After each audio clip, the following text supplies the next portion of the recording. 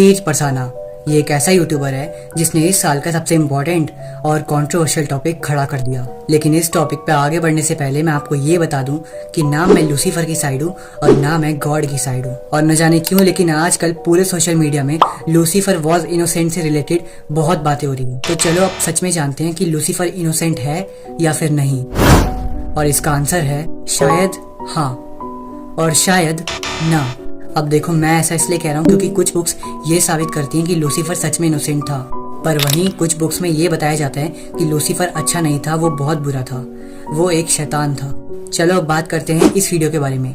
अब जैसा कि तुम लोगों ने ये वीडियो देखी है तो तुम्हें पता होगा कि ये वीडियो बहुत पॉपुलर है और एक्चुअल में लूसीफर वॉज इनोसेंट से रिलेटेड कंट्रोवर्सी इस वीडियो की वजह से ही खड़ी हुई थी। अब देखो, इस वीडियो में एक सीन है जिसमें ये बंदा बोल रहा है कि इसको रात के 3 बजे कॉल आया और फिर इसके घर में एक बुक डिलीवर कर दी गई। और हैरान कर देने वाली बात तो ये है कि इस बंदे ने कभी भी बुक के ऑथर को अपने घर का एड्रेस बताया ही नहीं था। एंड एक रात को जस्ट मैं सो रहा था, कुछ लाइक आधी रात में 3:07 थे, उस समय मुझे एक अननोन नंबर से कॉल आया। मैं बोला हाँ, कौन बोल रहा है?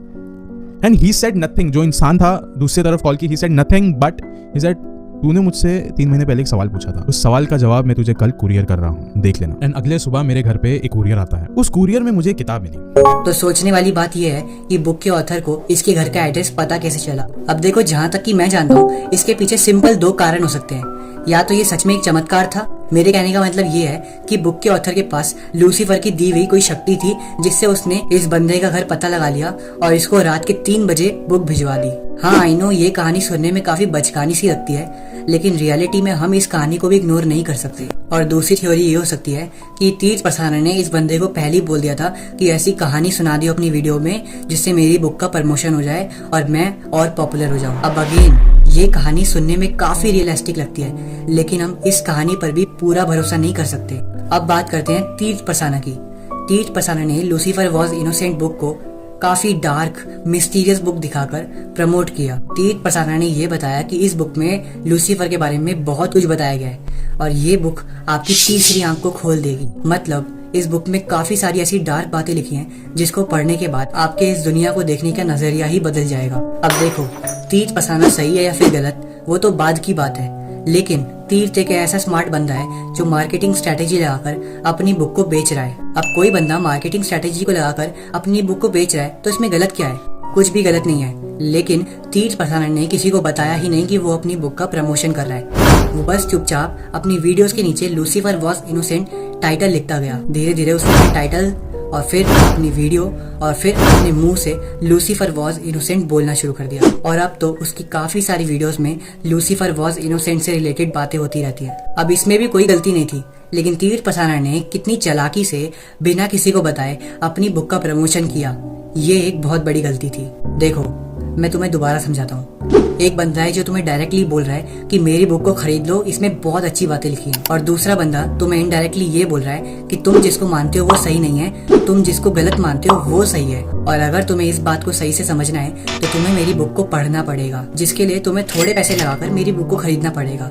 That's it। अब अगेन यही सारी टेक्निक्स साइकोलॉजी और डार्क साइकोलॉजी के अंदर आती है, जिन बातों के दम पर हम ये कह सकते हैं कि तीर्थ परसाना ने भी मैनिपुलेशन जैसी टेक्निक्स यूज करके अपनी बुक को बेचा है, लेकिन 100% भी नहीं। क्योंकि क्या पता तीर्थ परसाना हमें सच में कुछ बताना चाहता हो, क्योंकि हो सकता है कि हम में से काफी लोग आंखें बंद करके गॉड पर बस भरोसा करते आ रहे हैं।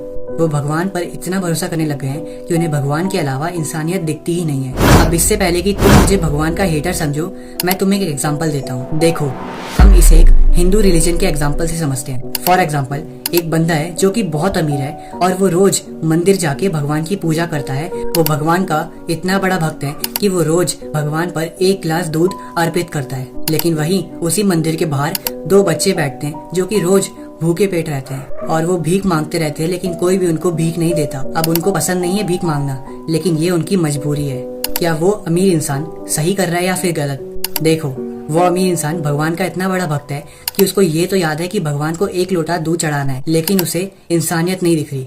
उसे ये नहीं दिख रहा कि मंदिर के बाहर 2 बच्चे भीख मांग रहे हैं और भूख से तड़प रहे हैं, और वो इतना अमीर है कि वो चाहे तो उनकी मदद कर दे, लेकिन अगेन वो तो भगवान के प्यार में पागल है। तो अब तुम समझ गए होगे कि भगवान पर बिलीव करना और भगवान पर आंख बंद करके बिलीव करना दोनों में बहुत डिफरेंस है। देखो, मुझे लूसीफर मानने वालों से प्रॉब्लम नहीं है, मुझे प्रॉब्लम इस बात से है कि अगर कोई छोटा बच्चा, करीब 10-11 साल का बच्चा जिसने अभी अभी दुनिया को देखना शुरू किया है, अगर वो बच्चा कल को लूसीफर वॉज इनोसेंट बुक पढ़ेगा तो उसके दिमाग में क्या असर पड़ेगा। वो बच्चा बिना दोनों पक्ष की बातें सुने एक ही पक्ष की बात को सुनकर उस पर बिलीव करना शुरू कर देगा। तो देखो, इस सब का फाइनल सॉल्यूशन ये है कि तुम लोग जिस भी गॉड को मानते हो उसे मानो, और अगर तुम गॉड को नहीं मानते और तुम्हें लूसीफर की बातें सही लग रही है तो तुम लूसीफर को मानो, कोई बात नहीं, क्योंकि आपको रोकने वाला इस दुनिया में कोई भी नहीं है। और कई सारे रिलीजन, खासकर हिंदू रिलीजन, इन सभी में ऐसी भविष्यवाणी हो चुकी है कि आने वाले समय में लोग शैतान की पूजा करेंगे। अब आप चाहे गॉड को मानो या फिर लूसीफर को, हमेशा याद रखना कि आप हो, और भले आप चाहे किसी को भी मानो, हमेशा याद रखना आप उस चीज पर आंखें बंद करके बिलीव मत करना। That's it.